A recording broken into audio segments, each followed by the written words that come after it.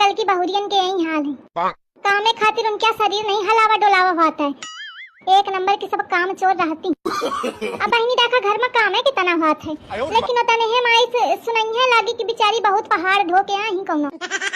आई का करिया बहनी, अब जमाना वह है। आजकल की बहुरियां ऐसी ही कि परे परे खाए का मांगती हैं। हाँ बहनी सही कहती है। या मेरे के हगना मुतना क्या काम ना, हम पंच चुटकी बजावत कैलीन है। खा हुई गए आज तनी ब्यारा हुई के पाजी ही काम सब परा है, खाना बनावे का परा है, लड़का वका जाने का है ड्यूटी, आई आराम ते पारी ही। ऐसी का अम्मा देर नहीं हुई रही का? अभी तक परी है उन्हें खाना बनाओ, देर होती सब घर क्या काम परा है। काल अम्मा फोन में कहती रहा ना कि या मेरे के हगना मुतना क्या काम है, चुटकी बजावत कैले थी तो चुटकी बजावा अकेले कहे पे आज पुष्पा तो ना उनरी है।